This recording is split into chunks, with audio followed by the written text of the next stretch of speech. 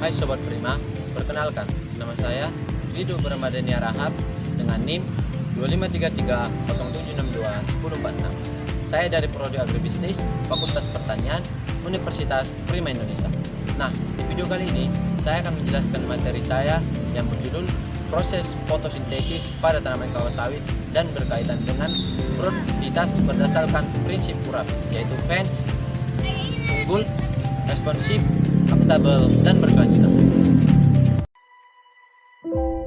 Di video kali ini, saya akan menjelaskan tentang FURAP. Bukan FURAP yang ini, melainkan FURAP yang ini, yaitu fast, unggul, responsif, akuntabel, dan berkelanjutan.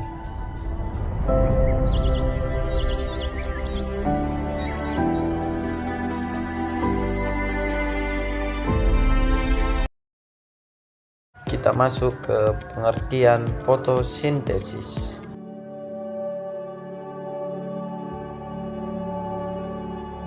Istilah fotosintesis diambil dari dua kata dalam bahasa Yunani, di mana foto artinya cahaya, sedangkan sintesis berarti penggabungan. Fotosintesis dapat diartikan sebagai suatu proses biokimia yang dilakukan oleh tumbuhan atau makhluk hidup berklorofil dalam rangka memanfaatkan cahaya matahari untuk mengubah karbon dioksida dan air menjadi karbohidrat dan oksigen. Hampir semua makhluk hidup bergantung pada energi yang dihasilkan dari proses fotosintesis. Hal ini membuat fotosintesis menjadi sangat penting bagi kelangsungan kehidupan di bumi. Selain karbohidrat, fotosintesis juga berjasa dalam menghasilkan sebagian besar oksigen yang ada pada atmosfer bumi. Fotosintesis juga merupakan salah satu cara asimilasi karbon, karena dalam prosesnya, karbon bebas dari karbon dioksida akan diikat atau difiksasi, sehingga bisa menjadi gula, yang berperan sebagai molekul penyimpan energi.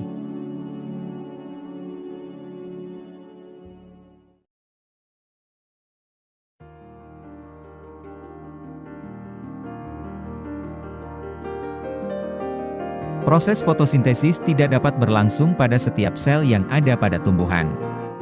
Akan tetapi, proses fotosintesis hanya dapat terjadi pada sel yang mengandung pigmen fotosintetik. Berdasarkan hasil penelitian ilmuwan terdahulu, dapat diketahui bahwa intensitas cahaya ternyata sangat mempengaruhi laju fotosintesis yang terjadi pada tumbuhan. Hal ini dapat terjadi karena perbedaan energi yang dihasilkan oleh setiap spektrum cahaya. Di samping adanya perbedaan energi tersebut, faktor lain yang menjadi pembeda adalah kemampuan daun dalam menyerap berbagai spektrum cahaya yang berbeda. Perbedaan kemampuan daun dalam menyerap berbagai spektrum cahaya tersebut disebabkan adanya perbedaan jenis pigmen yang terkandung pada jaringan daun. Di dalam daun, terdapat mesofil yang terdiri atas jaringan bunga karang dan jaringan pagar. Pada kedua jaringan ini, terdapat kloroplas yang mengandung pigmen hijau klorofil. Nah, pigmen inilah yang merupakan salah satu dari pigmen fotosintesis, yang berperan penting dalam menyerap energi matahari. Dari semua jenis radiasi matahari yang dipancarkan, hanya panjang gelombang yang berada pada kisaran cahaya tampak, yang akan dimanfaatkan oleh tumbuhan pada proses fotosintesis. Cahaya tampak ini terbagi atas cahaya merah, cahaya hijau kuning, cahaya biru, dan cahaya violet. Masing-masing jenis cahaya ini memiliki pengaruh yang berbeda terhadap proses dan hasil fotosintesis. Hal ini terkait pada sifat pigmen penangkap cahaya yang bekerja dalam fotosintesis, di mana pigmen yang berbeda akan menyerap cahaya pada panjang gelombang yang berbeda pula. Pada kloroplas, terdapat beberapa macam pigmen, yang mana setiap pigmen memiliki reaksi yang berbeda terhadap jenis cahaya. Sebagai contoh, klorofil A hanya akan menyerap cahaya biru violet dan merah, serta berperan langsung dalam reaksi terang. Sementara klorofil B akan menyerap cahaya biru dan oranye, serta memantulkan cahaya kuning hijau, serta tidak secara langsung berperan dalam reaksi terang.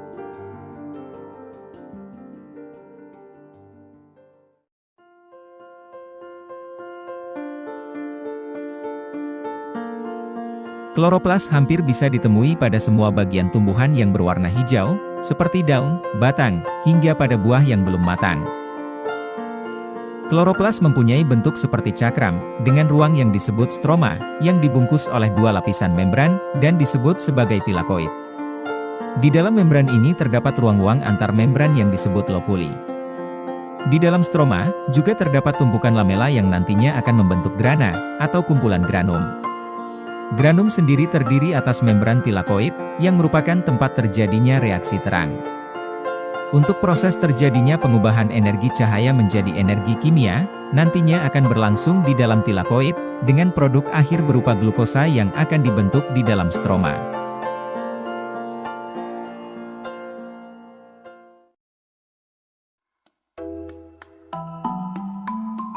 Seperti yang telah kita ketahui bersama, bahwa proses fotosintesis sangat bergantung dengan klorofil yang terdapat pada jaringan tanaman.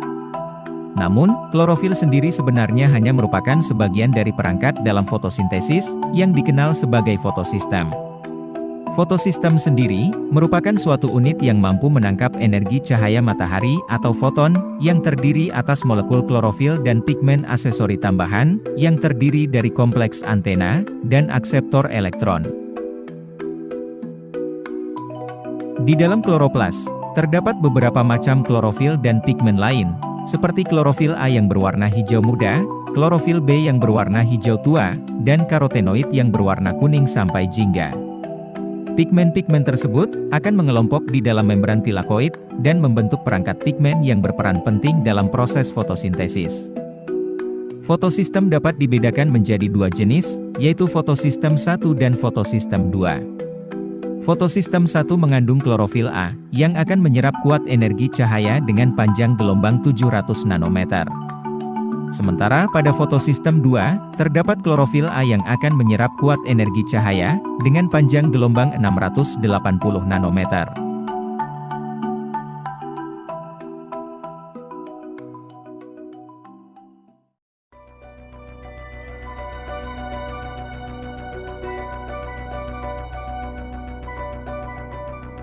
Setelah kita membahas tentang apa itu fotosintesis dan perangkatnya, sekarang mari kita bahas proses fotosintesis, yang secara spesifik dilakukan oleh tumbuhan. Seperti yang kita ketahui, tumbuhan merupakan makhluk hidup yang bersifat autotrof. Artinya, tumbuhan mampu untuk mensintesis makanan secara langsung, dari senyawa anorganik. Senyawa anorganik di sini ialah karbon dioksida dan air, yang nantinya akan disintesis sehingga akan menghasilkan glukosa dan oksigen sebagai makanannya. Cahaya matahari atau foton, berperan sebagai energi untuk menjalankan proses sintesis ini.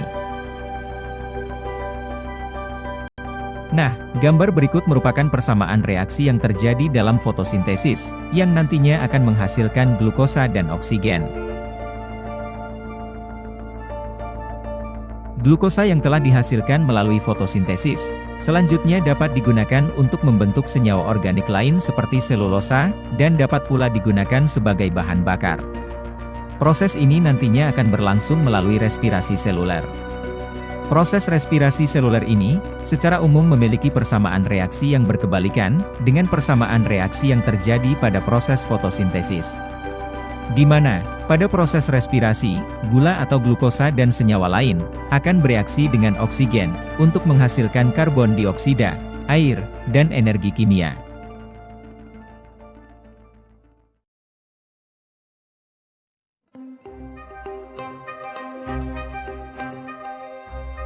Secara umum, proses fotosintesis akan dipengaruhi oleh beberapa faktor.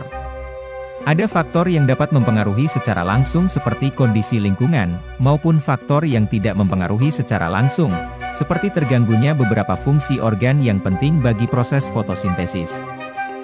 Proses fotosintesis sangat peka terhadap perubahan beberapa kondisi lingkungan yang meliputi kehadiran cahaya matahari, suhu lingkungan, serta konsentrasi karbon dioksida pada udara. Faktor lingkungan tersebut dikenal juga sebagai faktor pembatas, dan dapat berpengaruh secara langsung bagi laju fotosintesis. Faktor pembatas tersebut dapat mencegah laju fotosintesis dalam mencapai kondisi optimum, meskipun kondisi lain untuk fotosintesis telah ditingkatkan. Inilah sebabnya, mengapa faktor-faktor pembatas tersebut sangat mempengaruhi laju fotosintesis, karena berkaitan langsung dengan pengendalian laju optimum fotosintesis. Selain itu, faktor-faktor seperti translokasi karbohidrat, umur daun, serta ketersediaan nutrisi, juga akan mempengaruhi fungsi organ yang penting pada fotosintesis. Sehingga, secara tidak langsung ikut memengaruhi laju fotosintesis.